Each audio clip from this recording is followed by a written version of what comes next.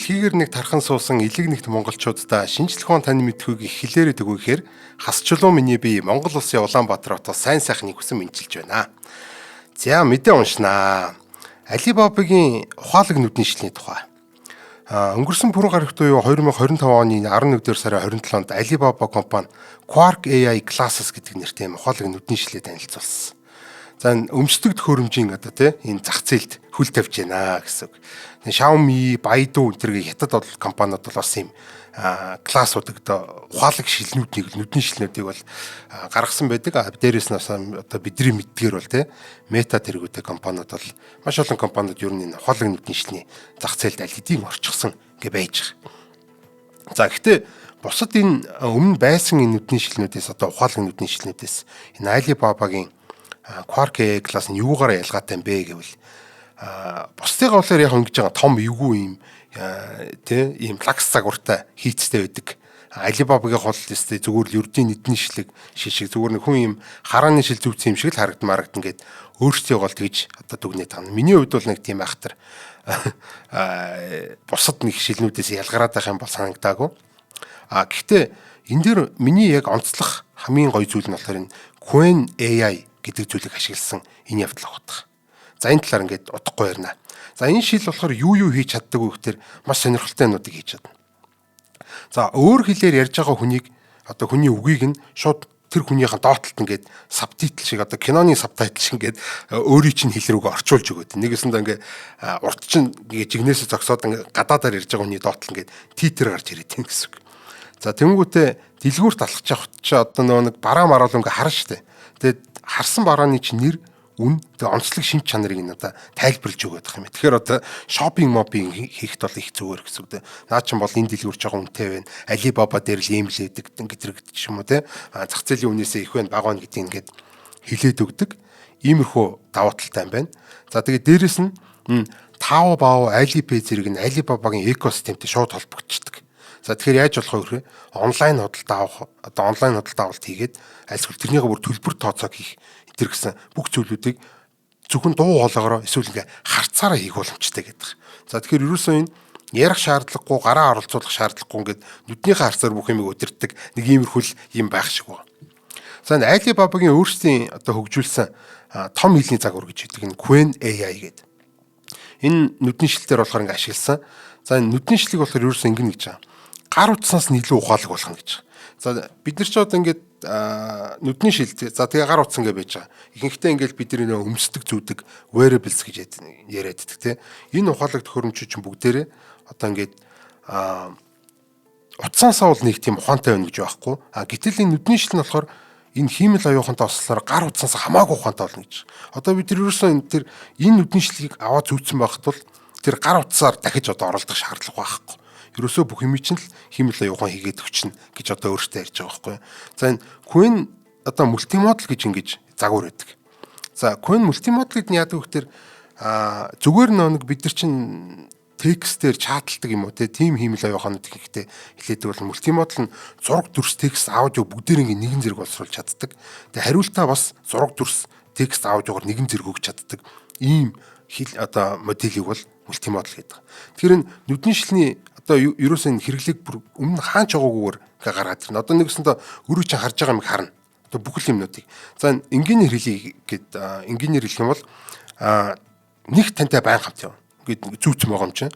Хоёр талаар асуултанд нь ерөөсөө шууд тэр дараа хариулахад бэлэн харж байгаа зүйлийг чинь харж гин, сонсож байгаа зүйлийг чинь сонсож байгаа. За тэгээд цаана хиймэл оюухан ажиллаж байгаа. Ингээд харж байгаа зүйл сонсож байгаа зүйл шууд ингээд би ингээд харж байгаа юм асуугаад болно. Альсгүй харж байгаа л ингээд байж байгаа дээр юм боловсруулалтууд нэгээд нөгөө нэг гадаад орчуулга хийнү байна уу бүгдээр ингээд хийх боломжтой гэсэн. За энэ худалдаа авалтыг болохоор ерөөсөө худалдаа авалтыг төгс болно гэдэг юм би сайн ойлгохгүй байна. Нүднийхээ харцаар шууд ингэж худалдаа авалт хийн. За онлайн худалдаа авалт хийж болно гэж байгаа.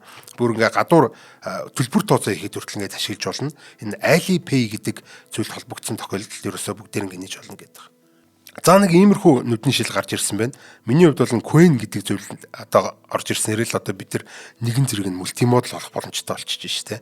За тэгэхээр бид нар одоо бол ингээд ChatGPT-тэй ингээд зүгээр чаталдаг байсан бол альсгүй ингээд зураг мурыг ингээд хуцаа гаргаж ирээд авдаг байсан бол одоо зүгээр л ингээд явж байхдаа л энэ юу вэ гээл ингээд асуухад хариулна. Тэнгүүтээ одоо ингээд текстэнд бичнэ үү, зураг хүчнэ үү, одоо видео харуулна уу, үйл хөдлөл харуулна бүгдээр ингээд ингээд хараад таниад тантай яг л ингээд цугтаа ингээд өөрөө чинь туслах юм шиг юм л аюухан ингээд байж байгаа. Ийм мэдрэмж төрүүлнэ гэсэн иймэрхүү нүдний шил байж байна. За нэг иймэрхүү нүдний шил гарч ирсэн байна. Надад бол их сонирхолтой санагдсан.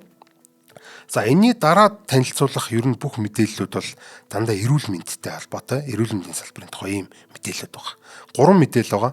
За энэ хиймэл оюун ухаан ер нь энэ эмнэлгийн салбарт хамгийн их өрөө өгж байгаа. Угаасаа бид бүгдээрээ л хараа гэж тий. За онцлогооны наривчлал юм уу, эсвэл хүртээмжийг нь бол тест үнэхээр сайжруулж байгаа. Одоо тий угаасаа бид нар мэдэндээ ураг. За энэ сарын сүүлийн 7 хоногт л хэд л ерөөсөө 3 мэдээ энэ дээр одоо хиймэл оюун ухаан, эрүүл мэндийн салбарт одоо мэдрэлийн өвчин, ховор өвчин, зүрхний шинжилгээ одоо гэсэн чиглэлүүд бол гарсан байж байгаа. За мэдрэлийн өвчний онцлогоо гэж байгаа. Мэдрэлийн өвчнийг нь шинэ хиймэл оюун ухаан болохоор тархины өвчнүүдийг эрт илрүүлэхэд одоо бодит шийдэл санал болгож байна гэж. Шведийн Оребо гэдэг их сургуулийн судлаачид болохоор EEG буюу тархины цахилгаан толгойн ашиглаад энэ деменц болон альцгеймер өвчнүүдийг өндөр найрвчлалтаар илрүүлж чаддаг юм хоёр цоо шинэ хиймэл оюун ухаан систем хөгжүүлсэн байна. За энэ технологийн ач холбогдол гэх юм бол маш чухал байна л да.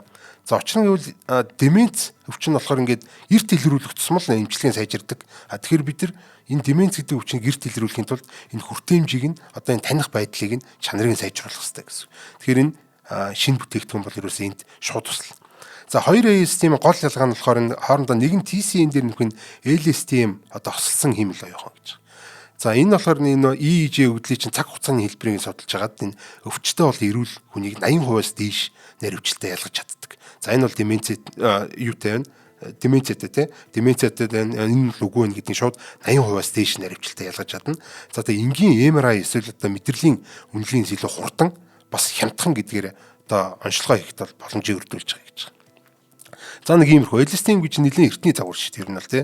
Энэ трансформерс өмнөх байсан одоо дээр үеийн загвар гэсэн үг байхгүй. Федератив сургалтаар ажилтдаг өндөр нууцтай AI гэж байгаа.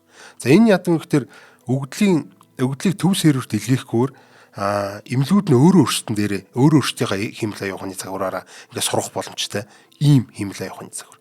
За ингэснээр болохоор хүний хувийн мэдээлэл одоо ингээд алдагдах эрсдлээс одоо энэ эрүүл мэндийн эмзэг мэдээлэл нь алдагдах эрсдлээс ингээд хамгаалж байгаа. За олон төрлийн энэ одоо өгдлүүдийг дотооддоо ашиглахын боломжийг олгож байгаа. Наривчлал нь 97%-аас дээш давсан гэж байгаа. Маш өндөр үзүүлэлт. Нэг юм байна. За энэ одоо юу гэсэн explainable AI гэдэг чи одоо энэ тайлбарлаж чаддаг хиймэл оюун ухаан гэх юм уу те. Тайлбарладаг хиймэл оюун ухаан гэдэг юм бас гарч ирсэн байна. Энэ болохоор зөвхөн одоо онш тавихгүй зүгээр за энэ бол мөн байна энэ биш вэ гэхгүй хоёрт яаж чаддаг вэ гэхээр EEG-ийн яг аль хэсэг нь энэ онцлогоонд хамгийн их чухал байсан гэдэг ингэж харуулж өгдөг энэгээр онцлогтой. За тэгэхээр одоо нэгээс нь тайлбарлаж байна. Одоо би за энэ бол dimensionтэй хүн байна гэд ингээд хэлчлээ гэж бодоход эмч бол ингээд тайлбарлана шүү дээ. Яагаад гэвэл ингэж би утсан гэ. Хиймэл оюун ухаан өмнө ингэж чаддаггүй байсан байхгүй. За чи энийг dimensionтэй үгүйг хэлгээ тэгэхээр айгүй өндөр чадвартай хэлчихэд яагаад гэдэг юм мэддэг. Тэгвэл энэ удаад энэ EEG-ийн яг аль хэсгийг хараад чи ингэж утсан юм бэ? Мөн гэж утсан биш гэж утсан гэхээр хариултаа гаргаад өгдөг. Энэ хамгийн чухал хэсэг нэгэд. За тэгэхээр энэ айгүй тийм чухал хэсэг. За дараагийнх нь болохоор зүрхний MRI онцлогоон дээр байж байгаа. Зүрхний MRI болохоор одоо уг нь бол хамгийн зөв онцлогоог өгч чаддаг ч гэсэн одоо хийхэд төвхтэй хугацаа их шаарддаг тэр гэдэг. Ер нь бол манайхан бүгдээрээ мэдж байгаа бах та тий. MRI гэдэг ч одоо бас нүсэр юм байдэн шүү дээ. Тэнгүүд энэ Philips гэдэг компани болохоор энэ асуудлыг хиймэл оюун ухаанаар шийдээгээд тэгээд өөрсдийнхөө энэ cardiac MRI suite гэдэг юм танилцуулсан байна. Зүрхний үе одоо энэ cardiac MRI гэдгийг нь тавчлахаар CMR гэдэг үг болт юм байна л д. За тийм CMR suite гэдэг энэ цоошин зүйлээ болохоор энэ Smart Speed Precise гэдэг юм хит хитэн бүтээгдэхүүнүүдтэй боломжуудтай гарсан байна. За хамгийн ихнийх нь Smart Speed Precise гэдэг.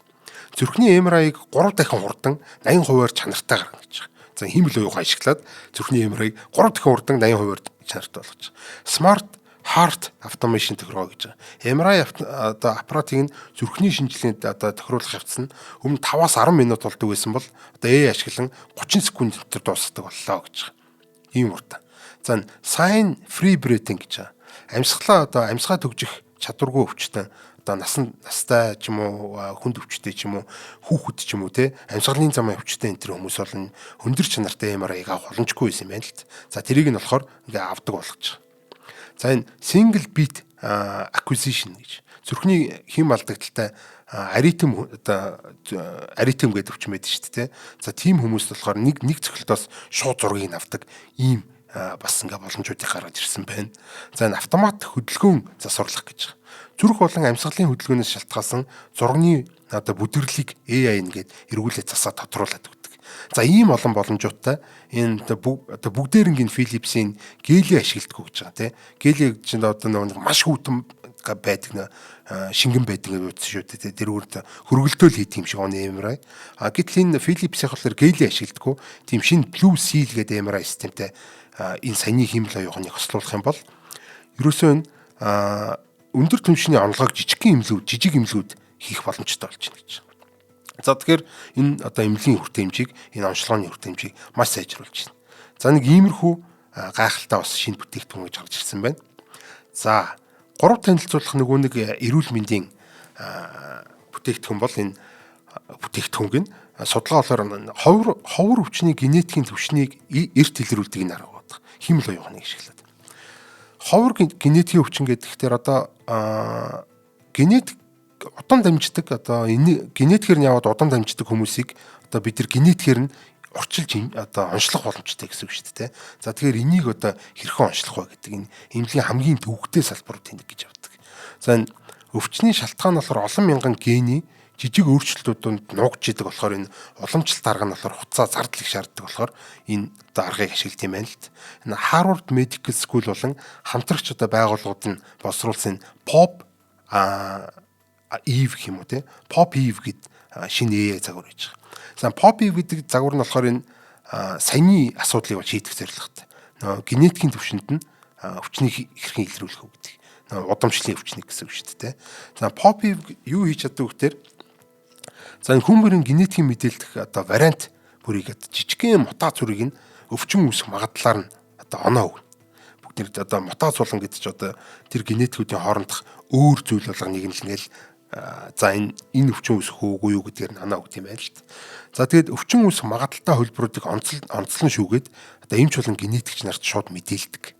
За тэгээд хүнд өвчин үүсэх бүр хүүхэд наснд нь үхэл төрөх магадлалтай аюултай мутацуудыг илүү өндөр наривчлалтай ялгадаг гэж энэ мундаг.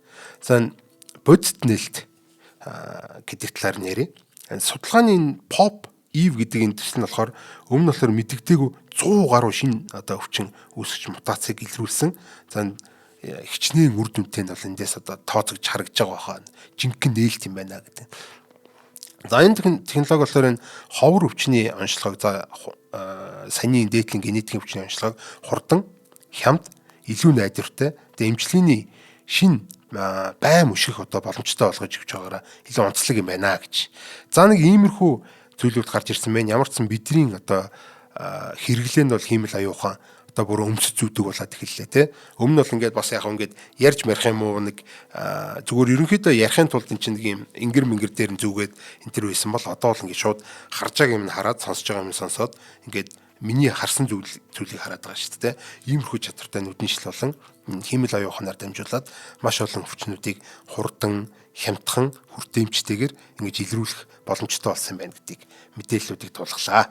За дэлхийр нэг тархан суулсан элэг нэгт монголчуудаа шинжлэх ухааны тань мэдхүйг их хэл дээр түгээхээр хасчлуу миний бие Монгол улсын Улаанбаатар хотоос сайн сайхныг хүсэн мэдчилээ. Баярлалаа. Баяртай.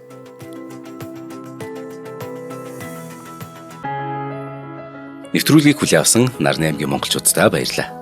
Одмондөр сувг нь энэ мэдчлэн таны мэдхүйн мянган нэвтрүүлгийг 2026 оны 7 сарын 1 хүртэл та бүхэндээ хүргэх юм. Их хэлээрээ шинжлэх ухааны танин мэдхүйг түгээхийн үлсэд нэгтгэх хүсвэл та бидэнд хандив өгөх боломжтой.